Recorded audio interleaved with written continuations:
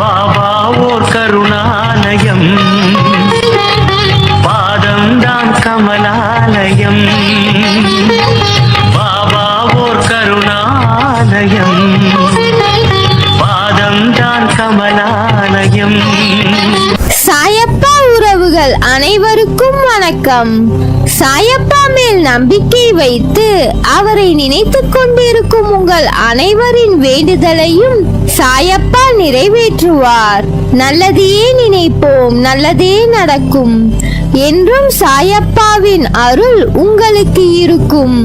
நம் மனதிற்கு இதமான சாயப்பாவின் இன்றைய அருள்மொழியை கேட்போமா? அன்பு குழந்தையே, உன் வாழ்க்கையில் உனக்கான பாதையை உன் கண்முன் காண்பித்து விட்டேன். உன் வாழ்க்கையில் இனிமேல் நடக்க போகும் மாற்றங்களும் அற்புதங்களும் அதிசயங்களும் ஏராளம். உன் மனதை அதற்கு தயாராக வைத்துக்கொள். நன்றாக உழைத்து முன்னேறு. மற்றவர்களின் கஷ்டங்களை புரிந்து கொள். வாழ்க்கையில் நிதானத்தை கடைபிடி. அது உன் வாழ்க்கைக்கான பொக்கிஷம். நீ வேறு எதையும் யோசித்து குழம்பிக் கொள்ளாதே. நான் இருக்கிறேன். நான் உன் இதயத்தில் இருந்து உனக்கான அனைத்து வினாவிற்கும் விடையளிப்பேன். இன்று அதை உணர்ந்தாய். காற்றில் ஈரத்தன்மை இருந்தால் அடிக்கின்ற காற்று நமக்கு சுகமான தென்றலாய் தெரியும். அதை போலவேதான் உன் வாழ்க்கையில் நிம்மதி இருந்தால்தான் அது அழகான உயிரோட்டமுள்ள வாழ்க்கைக்கு அர்த்தம். அப்படி இருக்கையில் தென்றலை நீ உணர வேண்டும். நீ அப்படி உணர்ந்தால்தான் நிம்மதி என்னும் தென்றல் உன் வாழ்க்கையில் வசந்தமான சுகத்தை கொடுக்கும். அதை உணர்வதற்கு நீ முதலில் பொறுமையும் சகிப்புத்தன்மையும், அடுத்து நம்பிக்கையும் நேர்மையும், அடுத்து வைராகியத்தை ஏற்படுத்துவது மேலே சொன்ன 4 விஷயங்கள். அதுதான் உன் இலக்கை நோக்கி உன்னை அழைத்துச் செல்லும். இவைகளை நீ கடைபிடித்து நடந்தால் உன் வாழ்க்கை செம்மையாகவும் அந்த பாதையில் உனக்கான வழியாய் நான் இருப்பேன்.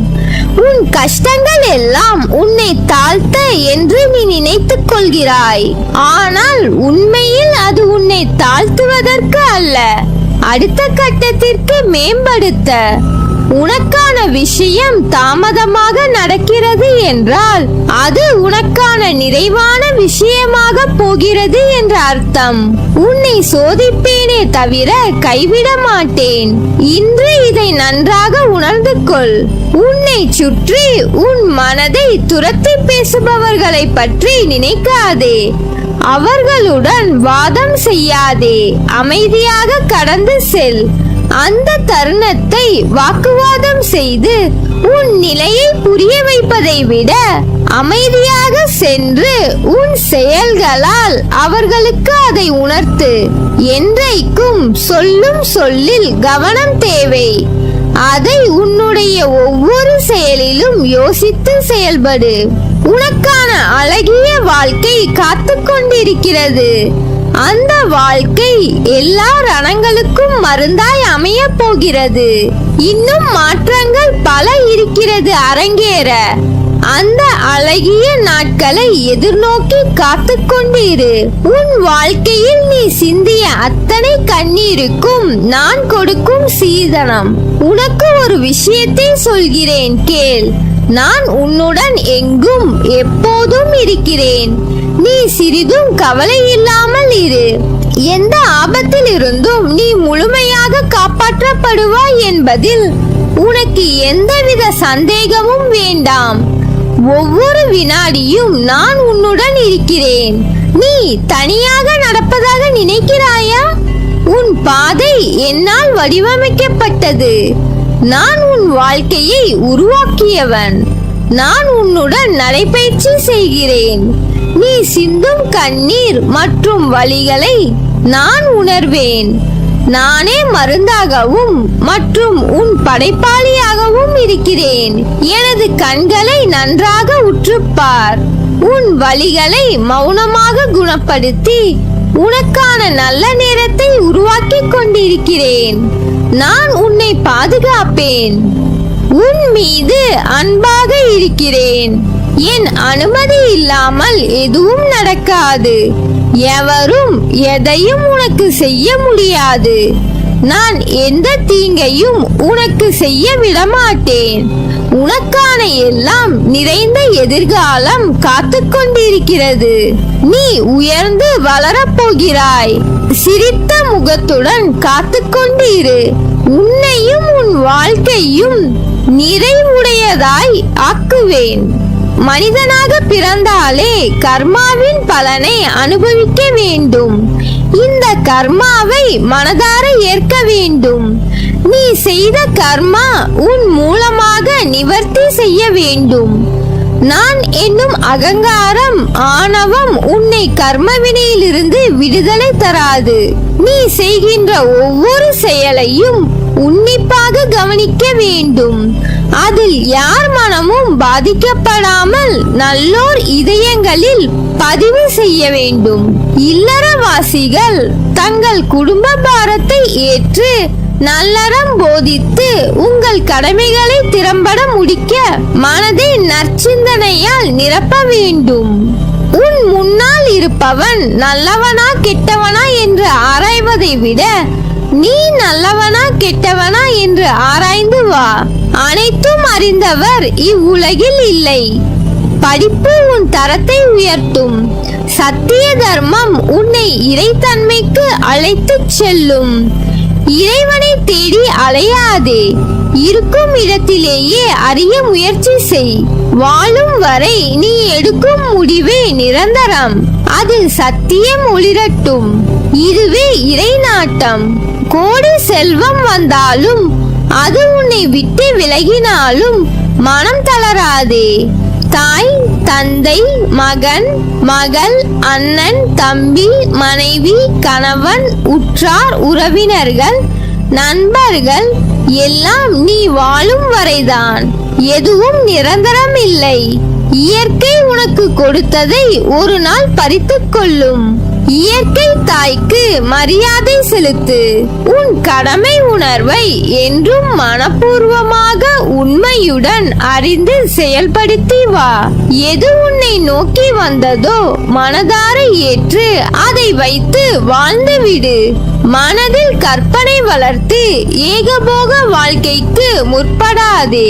உன் பிரச்சனைகளை நினைத்து நினைத்து உன் நிம்மதியை தொலைக்கிறாய்.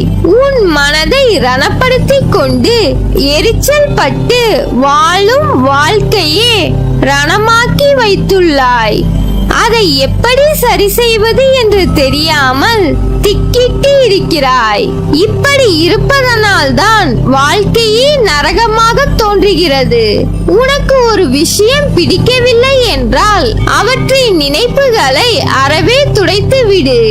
அதை விரும்பாது ஏற்றுக்கொள்வது அதை உனக்கு நீயே செய்யும் அநியாயம்.